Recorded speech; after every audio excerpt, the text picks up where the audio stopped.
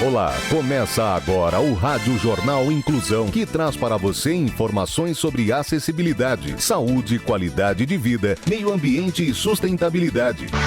O objetivo é estimular a inclusão social e digital, divulgando matérias atualizadas sobre produtos e serviços que contribuem para a vida de pessoas com deficiência, mobilidade reduzida e da terceira idade. Jornal Inclusão.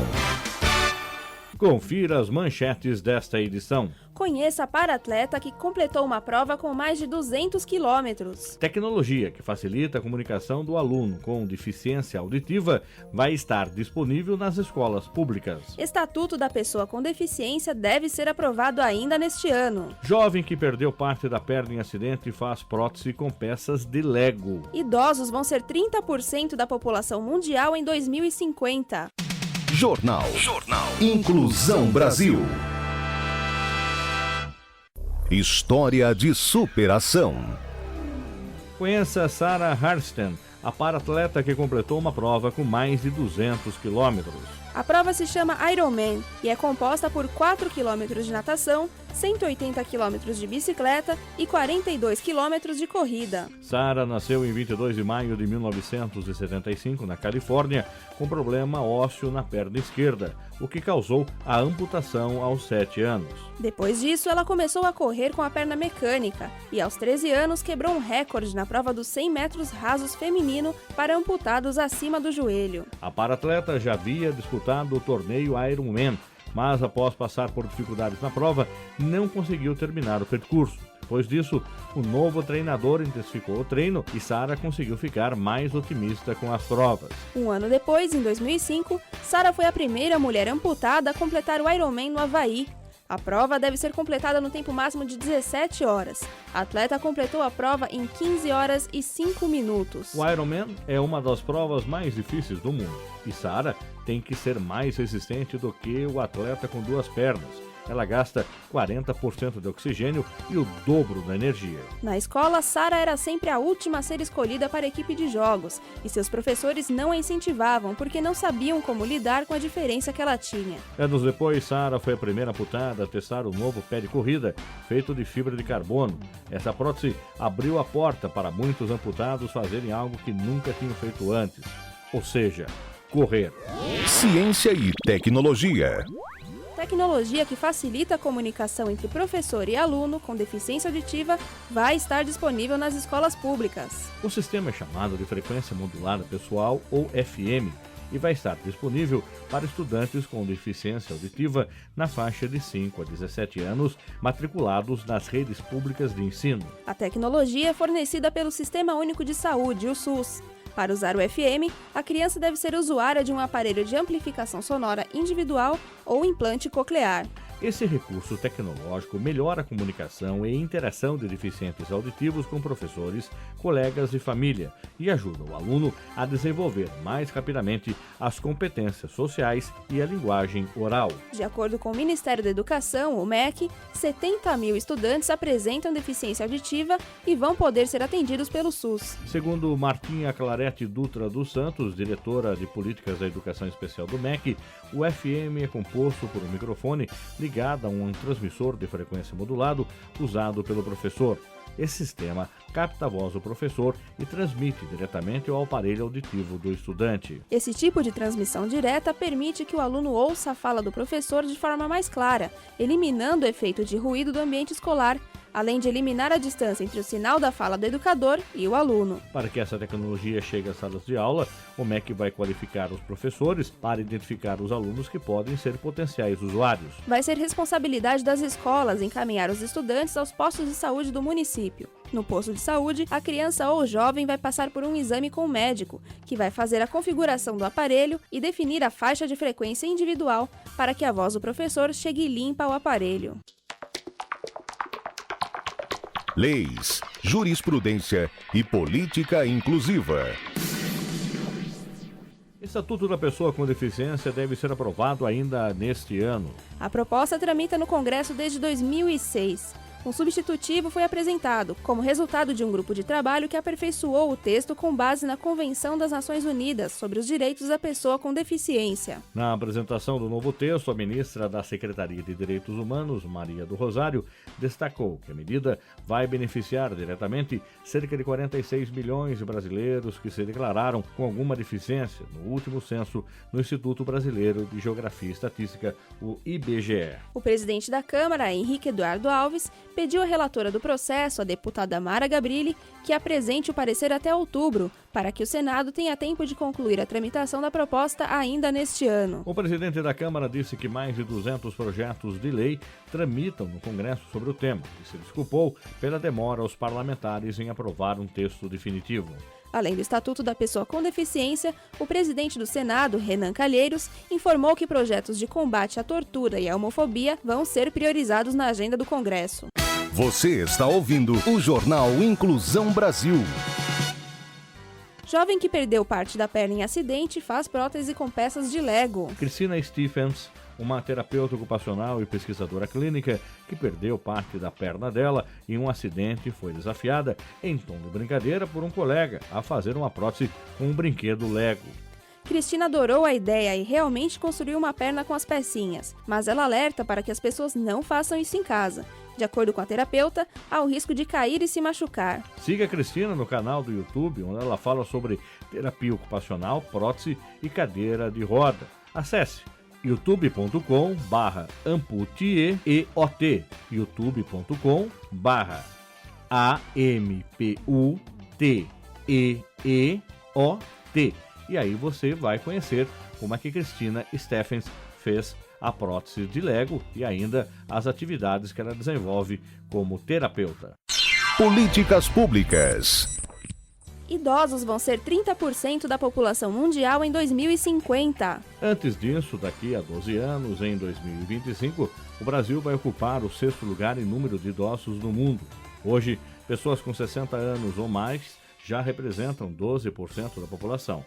De acordo com o IBGE, são 23 milhões e meio de pessoas. Em 2001, os idosos representavam apenas 9% do total de brasileiros. Um estudo da Organização das Nações Unidas, a ONU, mostra que em 2050 o planeta vai ter 2 bilhões de idosos. Em 1950, eles eram apenas 200 milhões. Segundo o mesmo levantamento, entre 2010 e a projeção para 2015, a população idosa cresce 3 vezes mais que a população total. De acordo com o Estudo Brasileiro de Saúde e Bem-Estar dos Idosos, coordenado pela médica e pesquisadora Maria Fernanda Lima, no Brasil, o envelhecimento é acelerado. Por exemplo, a população da França, idosa, com 65 anos ou mais, demorou 100 anos para dobrar de tamanho, e a gente vai fazer isso em pouquíssimas décadas, em 2 décadas. Além de as pessoas estarem vivendo mais, existem outros fatores que explicam o envelhecimento da população. O principal deles é a queda da fertilidade, hoje inferior a 2 filhos por casal no país. Atualmente, o percentual de crianças e jovens caiu 2,5%.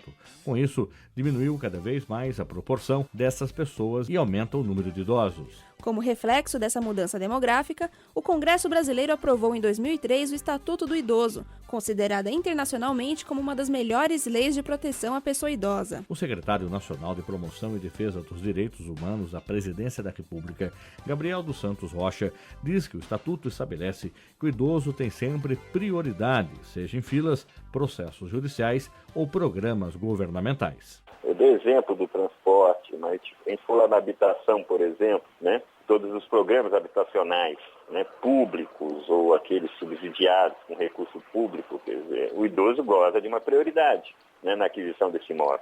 Seja o Minha Casa Minha Vida, ou seja um programa no âmbito do município com recurso do governo federal. Quer dizer, fala da reserva de 3% das unidades que tem que atender os idosos. Mas, em um aspecto, o Brasil está em situação bem mais confortável que a média mundial.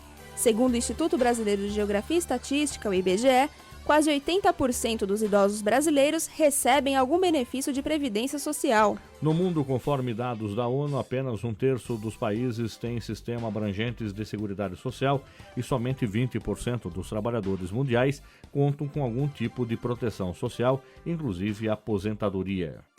Jornal Inclusão Brasil.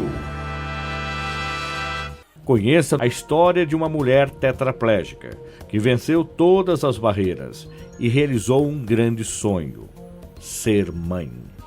Jornal Inclusão Brasil. História de superação.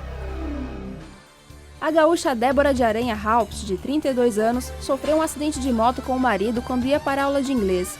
Ele cortou o joelho. Ela ficou tetraplégica. Com o tempo, Débora recuperou parte dos movimentos dos braços e decidiu que, mesmo presa a uma cadeira de rodas, não desistiria do sonho de ser mãe. 6 anos e vários tratamentos depois, ela deu à luz a Manuela, que completou 1 ano em janeiro. Conheça a história dessa corajosa mulher. Calçadas e acessibilidade urbana. Acessibilidade. Você sabe o que é isso? Você já tentou em algum momento atravessar a rua ou pegar um ônibus com os olhos vendados, com uma muleta ou com uma cadeira de rodas? Acessibilidade. Siga essa ideia, pois um dia você também pode precisar. Jornal Inclusão Brasil.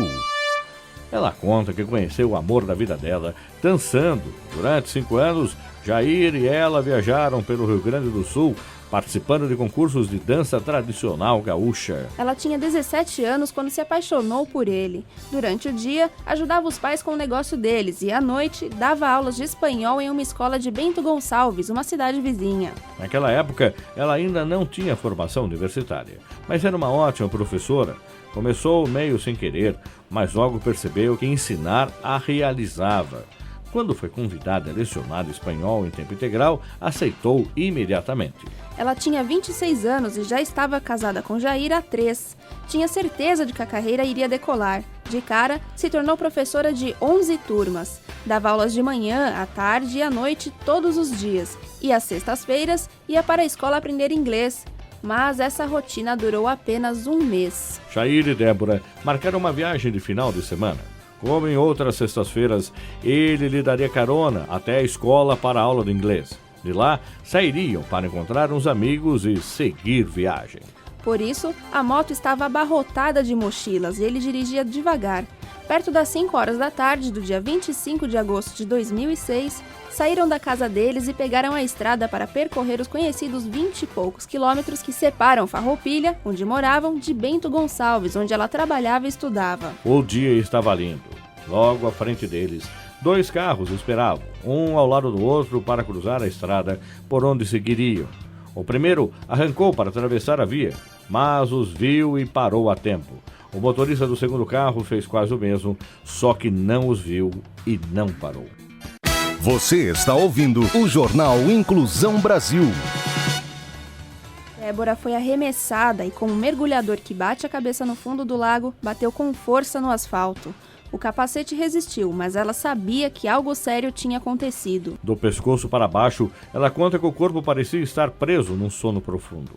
Não perdeu a consciência, teve medo, viu o socorro chegar, viu o hospital, os médicos e sentiu que estava salva. Mas não sentiu quando uma agulha alfinetou os pés dela, nem as pernas, a barriga ou os braços. O diagnóstico era conclusivo, ela havia ficado tetraplégica.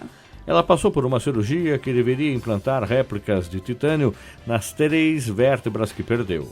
A segunda cirurgia ficou para a semana seguinte, a mesma que ela descobriu que o pai foi diagnosticado com câncer. Foram 45 dias de hospitalização, 30 na UTI e 15 no quarto. Nos primeiros dias do pós-operatório, ela teve uma surpresa. Recuperou parte do movimento dos braços. Ela consegue segurar uma xícara, mas não mexe as mãos, que ficam o tempo todo quase fechadas. Educação no trânsito. Vagas para deficientes e idosos. Pode parar com essa desculpa de que é rapidinho. Respeite quem precisa dela e não passe por cima do direito dos outros. E se for na sua vaga, tem problema? A falta de respeito é uma deficiência grave. Ela e Jair tiveram que se conhecer de novo, começar do zero. A primeira relação sexual dos dois foi complicada, porque nenhum deles sabia exatamente o que fazer. Débora disse que não sabia o que ia sentir e tinha medo de não sentir nada. Mas ela disse que foi maravilhoso. O casal começou as tentativas para ter um bebê em dezembro de 2010. Em abril, quando já estavam acostumados com as negativas, alguns amigos os convidaram para fazer uma viagem a Las Vegas. Mas a menstruação de Débora atrasou. Ela fez os cálculos e, caso estivesse grávida, iria para Las Vegas com uma barriga de 5 meses, já que a viagem só aconteceria em um tempo depois. A gravidez foi confirmada e, segundo Débora, foi muito tranquila. Normalmente, as gestantes tetraplégicas fazem cesariana com anestesia geral. Os médicos pesquisaram e concluíram que ela poderia ter a criança em um parto normal. Mas as dores preocupavam. Não é porque ela não sentia dor que a dor deixava de existir. O fenômeno chama-se disreflexia, quando ela tem uma dor de estômago. Ela não sente o incômodo localizado, mas pode ter calafrios ou dor de cabeça, por exemplo. É esse tipo de sensação que avisa quando algo não está bem no organismo. Por isso, mesmo não tendo sensibilidade, o parto foi com analgesia. As contrações vieram em forma de arrepios. Todo mundo chorou quando a Manuela, carinhosamente apelidada de Manu, nasceu no dia 10 de janeiro de 2012. Débora conta que sentiu insegurança porque tinha que delegar a outras pessoas muitos cuidados da criança.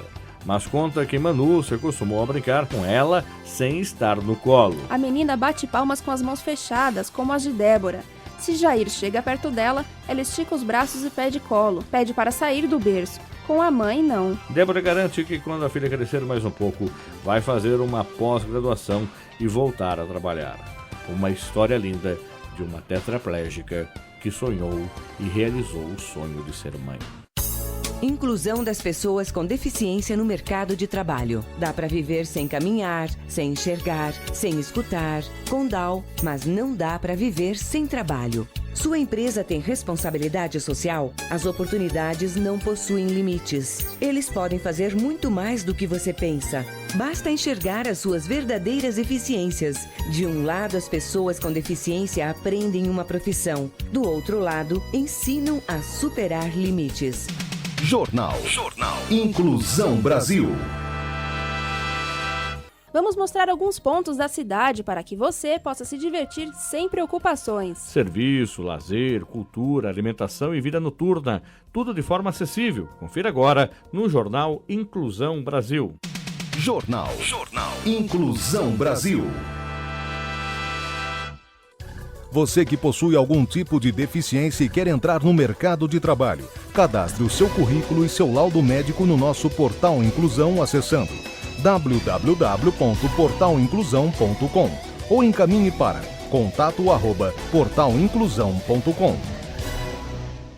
Só quem precisa sabe da importância da acessibilidade para ir e vir de forma independente, sem dor de cabeça ou perigo. Alguns lugares públicos de Sorocaba são completamente acessíveis para que a pessoa com deficiência, mobilidade reduzida ou da terceira idade possa se locomover sem preocupações. Poucas lojas são acessíveis a todos, mas o piso do centro da cidade passou por uma obra que teve um projeto específico para atender às normas de acessibilidade.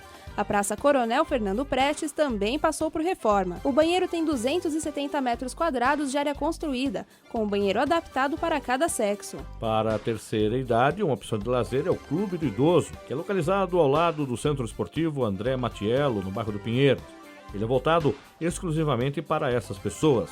Lá são desenvolvidas atividades de cultura, lazer, saúde, integração social e cursos diversos para a terceira idade. Cultura, lazer e turismo. Você gosta de ler? A Biblioteca Municipal de Sorocaba tem 3.000 metros quadrados de área construída. Para você que é deficiente visual e adora estudar ou ler uma boa história, pode contar com a Biblioteca Braille. Lá existem mais de 1.500 volumes impressos em Braille e 1.200 livros falados e gravados em fita cassete. Você está ouvindo o Jornal Inclusão Brasil. O Centro de Referência em Educação é outro ponto que recebe bem a todos, principalmente alunos com deficiência e dificuldades de aprendizagem. Saiba mais com a repórter Priscila Leal. O prédio tem estrutura de mais de 2.000 metros, 100% acessível. Todos os ambientes do prédio vão dar total mobilidade para que os cadeirantes, idosos e obesos se movam com independência. No refeitório, uma criança cadeirante pode se servir sozinha, já que o balcão é mais baixo. Além disso, outras facilidades como fechaduras e janelas de fácil manuseio, rampas no estacionamento, além de vagas preferenciais obrigatórias e sinalização tátil também ajudam a pessoa com deficiência a se locomover. O Centro de Referência em Educação de Sorocaba fica na rua Arthur Caldini, número 211, no Jardim Saira. Priscila Leal para o Jornal Inclusão. Lançamento do Portal Inclusão. Acesse o Portal Inclusão www.portalinclusão.com e confira o Rádio Jornal Inclusão, além de outras notícias, vagas de emprego, serviços para empresas, informações sobre direito e isenção, mapa acessível e muito mais. Saúde é um tema muito importante para todos, principalmente para a pessoa com deficiência. De acordo com a Secretaria de Saúde da cidade de Sorocaba, os prédios das 2 unidades pré-hospitalares, dos pronto-atendimentos e da Policlínica Municipal de Especialidades atendem às normas de acessibilidade. A maioria dos prédios das unidades básicas de saúde também são adaptados. As que não são adaptadas vão passar por reforma. A Secretaria ainda ressalta que todos os médicos da rede pública de saúde estão preparados para atender a pessoa com deficiência ou mobilidade reduzida. Agenda Social. Agora vamos falar de diversão. Quem não gosta de natureza? Pois o Parque da Água Vermelha João Câncio Pereira possui cerca de 20 mil metros quadrados de área verde, ocupados por plantas, árvores frutíferas e 3 lagos. A estrutura conta com playground, aquário, ponte, biblioteca, viveiro de mudas, anfiteatro, aquário, quiosques, cursos de jardinagem, reciclagem de materiais e programas de educação ambiental para crianças, adolescentes, adultos e idosos. O espaço oferece um jardim sensorial, voltado especialmente para pessoas com deficiência, transmitindo diferentes sensações de tato, olfato e até mesmo de sabor. Com cerca de 20 metros quadrados em formato circular, o jardim tem uma fonte central e canteiros de alvenaria, com diferentes alturas, onde estão dispostos 8 tipos de plantas. Para facilitar o deslocamento dos cadeirantes, foi construído um novo portal de entrada, voltado para a Avenida Londres. Lá tem uma rampa de 300 metros de extensão, além de um piso de concreto lixado e trechos de piso tátil, voltado para deficientes visuais. Todos os banheiros do parque passaram por adaptações com o alargamento das portas, a elevação das bacias sanitárias, além de barras nas paredes e bebedouros adaptados nas portas. Para a criançada com deficiência, o parque tem um playground com 2 brinquedos especiais, um carrossel e um balanço que podem ser usados por cadeirantes. O endereço é a Rua România, número 150, no Jardim Europa. A entrada é gratuita. Vamos às compras? No programa especial de hoje do Rádio Jornal Inclusão, sobre acessibilidade, a cidade de Sorocaba é recheada de opções de shoppings. E vem mais um por aí.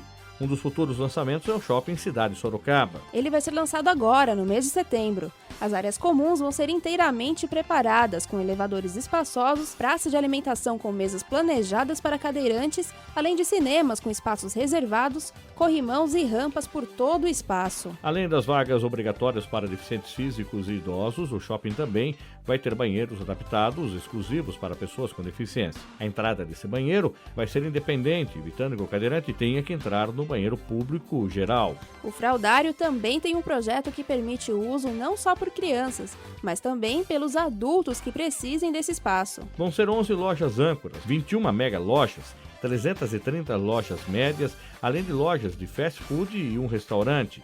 O cinema vai contar com 6 salas. O estacionamento vai ter 10 mil vagas rotativas, sendo 80% delas cobertas. Que tal um pouco de diversão? Confira com o repórter André Nunes o que tem de acessibilidade no Sesc Sorocaba, que costuma ser palco de shows e eventos culturais muito divertidos. O Sesc Sorocaba conta com piso tátil, corrimão com sinalização em braille, rampas de acesso, além de comunicação sonora nos elevadores e sinalização em braille nos elevadores e nos banheiros.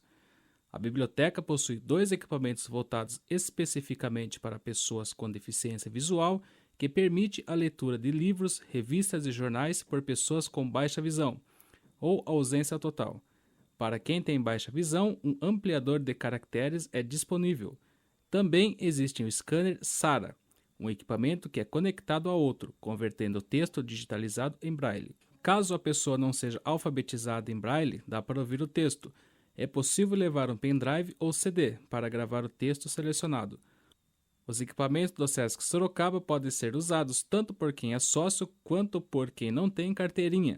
André Nunes para o Jornal Inclusão. Você está acompanhando o Jornal Inclusão Especial do Aniversário Sorocaba, falando da nossa cidade sobre acessibilidade. Você gosta de comer bem? Uma boa opção é o Applebee's.